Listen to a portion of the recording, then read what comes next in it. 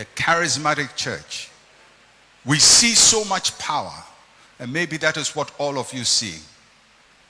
But I see so much danger and so much self-destruction, so much dissipation of confidence.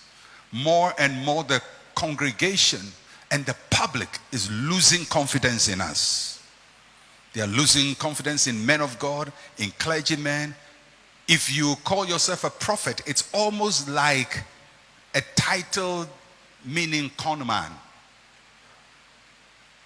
How can we take such a sacred title that Isaiah had, that Jeremiah had, that Ezekiel had, that Daniel had, all of these great people? We have so commoditized it and so cheapened it that now this noble title almost means a con man. Because there's no regulatory body. Everybody picks titles as they want and parade with it. When I was growing up, if somebody was a bishop, we believed that they were a noble person in the clergy. Because the churches which had bishops in Ghana were two, mainly. The Catholic Church and the Anglican Church. And their bishopric was based on the diocesan system. The Catholic Church, as far as I can remember when I was growing up, had I think about 6 or so dioceses in Ghana. So 6 bishops. The Anglican Church had similar, probably less. Maybe 6 bishops. Later the Catholic Church expanded its dioceses. I think now they have probably about 20-something dioceses in Ghana. About 20-something or whatever bishops. Anglican Church similar. Then Charismatics and Pentecostals say we won't spoil there. We take whatever is noble. Apostle. We have made apostle cheap. We've made prophet cheap. Then we say, Bishop, now it's your turn. And we have desecrated it so that the title bishop has no nobility attached to it again. Can you imagine in Ghana where everybody who has never been to law school is called a lawyer? I get up and say, hey, I'm a lawyer. From today I'm lawyer so and so and so. I'm architect so and so. I'm doctor so and so. Can you imagine what will happen to the health profession? Or the legal profession? We've taken the noble characters, the noble titles, the noble offices that people toiled for, to build value and integrity for. Charismatics attack it and dissipate it. You know, the Catholics, they don't marry. Their wife is the church. They are married to the church forever. So the church is always on their heart. Your wife is on your heart.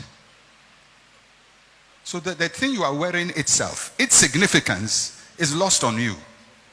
So he's wearing all of this. I said, why are you doing this? Have you studied church history? Do you understand where clergy garments came from? Do you understand why they do so and so? Do you understand why they hold this and all of that and all? Does it work with your own theology as a Pentecostal? Is it consistent? You say, hey, my brother, this thing to open doors. It will open doors. You know, because our society is unregulated, the media just use titles by heart. A herbalist is a doctor.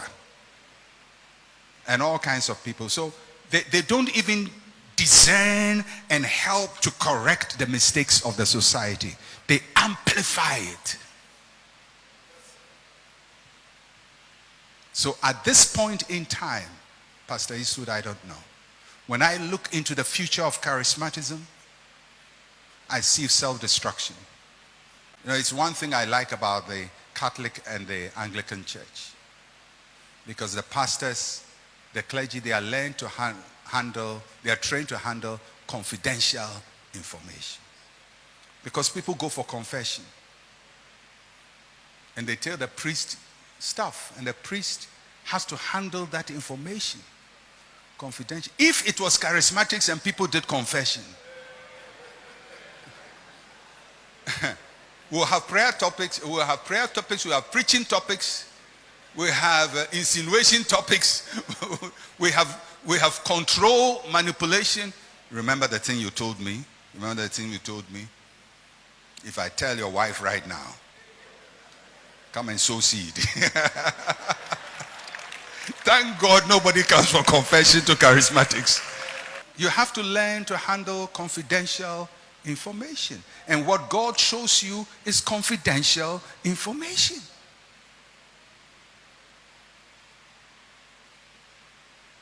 But we blast it. Sometimes humiliate people in public. The Lord showed me this about you, and we describe people's health challenges publicly. Embarrassing situations that they wish nobody hears. God told you about it, and you feel that the best way is to announce it publicly. The sad thing is, even after we have publicly disgraced them, there is no healing. The Pentecostal charismatic church is on a one-way highway drive to self-destruction. And it's because generations after generations are using the example of the previous generation as theirs. They are like the man who prayed with a cat. And generations come and think the cat is more important than the prayer. If you are a pastor here, go to school. If you sense God has called you, you have to go to seminary.